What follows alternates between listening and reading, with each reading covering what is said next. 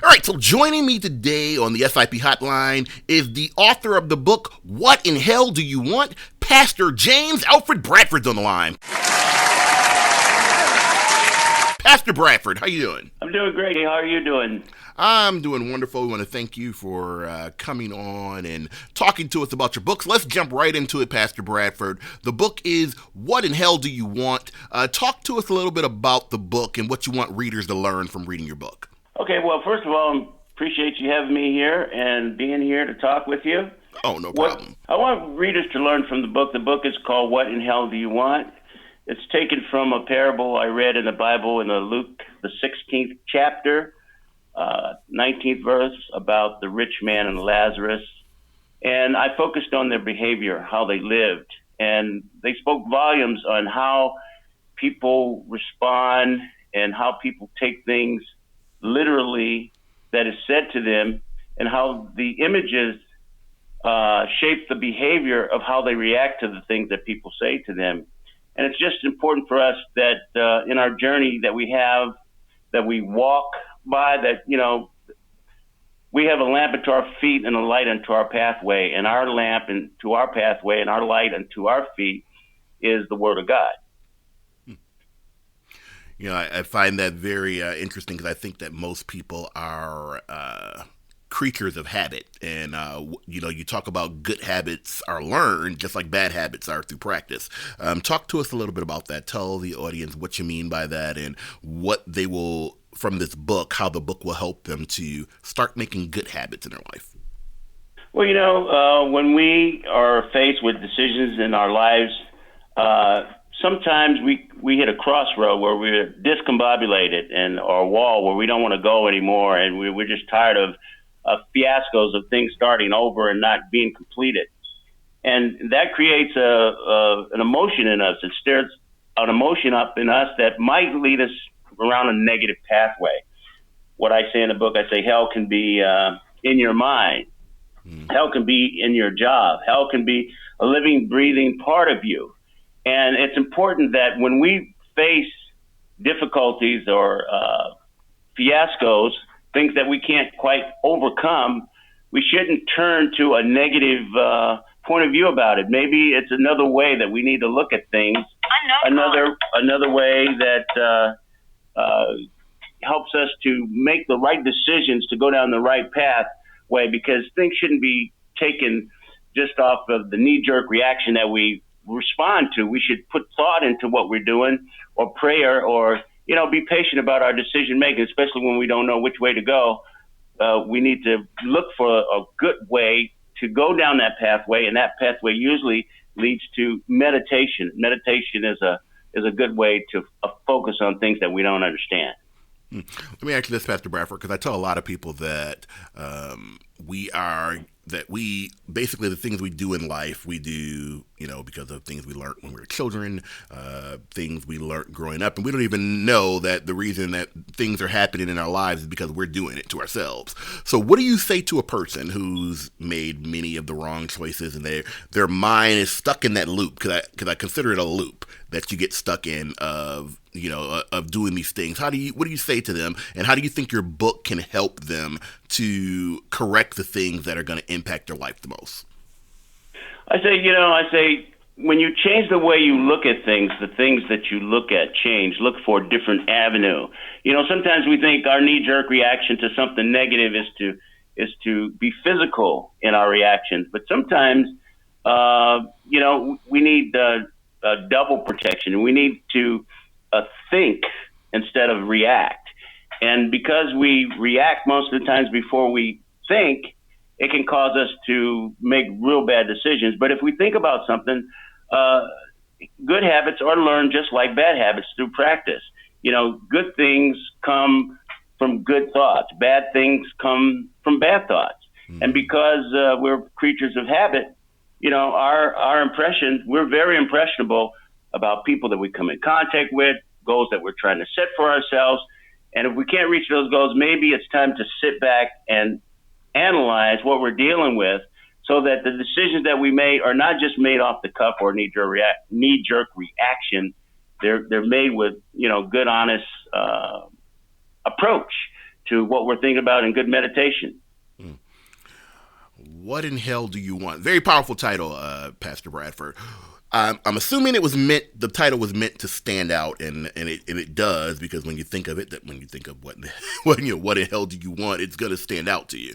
So, what made you pick the title yourself, and what was kind of your inspiration in writing the book? My inspiration in writing the book and what made me pick out the title was I had actually written "What in Hell Do You Want?" a version of it about 10 or 15 years ago. And I had recorded it. I'd done a radio spot on it, a podcast on it. And then I lost all the information that I had on it years ago.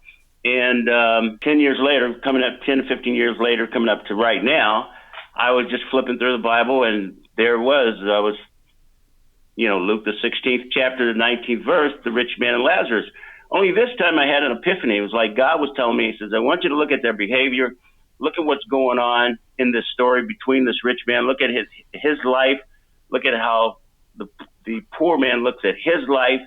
And I want you to evaluate that, these two are complete opposites of each other on the outside physically, but they are also two opposites of each other on the inside, where the rich man on the outside looks flourishing, looks like his life is unbelievable. The poor man looks like he's a beggar. It's futility.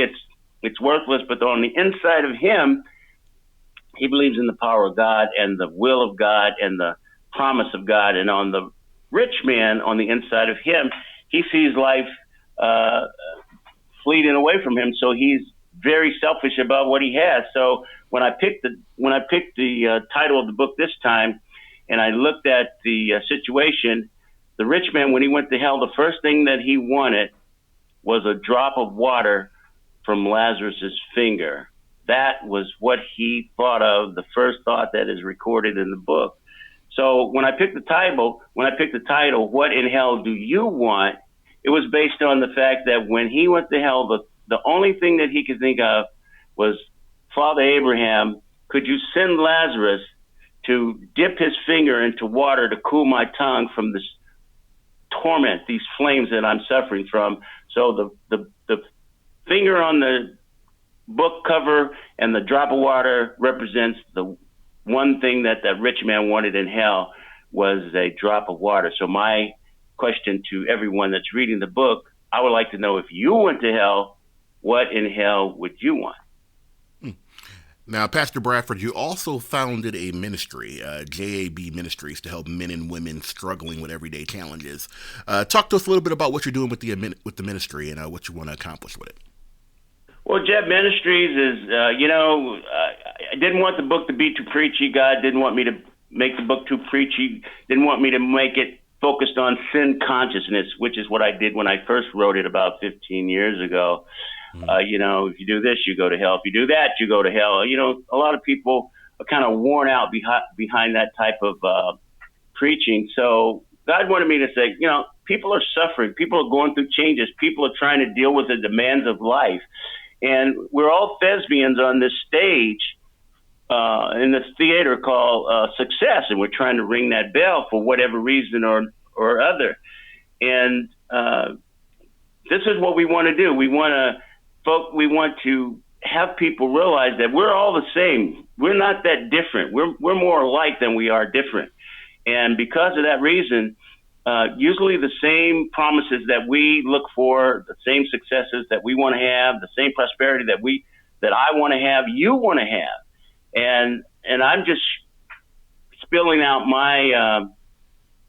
my list of promises and things that I've gone through and things that I've dealt with in the book to show people that, hey, there is a source that's above human source that can help us, and that has helped me to make it through life, to deal with the demands of life. And it's available to you. It's called love. And as a matter of fact, God is love. Absolutely. All right. Once again, the name of the book is What in Hell Do You Want? Pastor James Alfred Bradford. Tell everybody really quick, Pastor Bradford, where they can get your book. I know it's on Amazon. If you want to give out your website, please do that as well. Yeah, our website is JAB Ministries, INTL.org. please go there and look at the things that we're doing on our ministry for different people in Kenya, and how we're trying to reach people here in the United States with the Word of God, and with understandings on everybody goes through changes, but there is an option out there that can help you to make it through the things that you go through. You could get the book on Amazon.com, BalboaPress.com. Those are the different outlets that you can go to get our book. Absolutely. Once again, that's Pastor James Alfred Bradford. Name of the book is What in Hell Do You Want? Thank you again, Pastor Bradford, for coming on. We want to wish you much success with the book and also with your ministry. Well, thank you very much. Could I give you one quote that I like to quote to you from Mahatma Gandhi? Oh, absolutely. Okay, this is what we try to tell people in the book, and this is what we're trying to get you to understand. Keep your thoughts positive, because your thoughts become your words. Keep your words positive, because your words become your behavior. Keep your habits positive, because your habits become your values. Keep your values positive, because your values become your destiny. Very powerful words. Thank you, Pastor Bradford. Thank you, TJ, for having me. Oh, no problem. Thanks for coming on. God bless.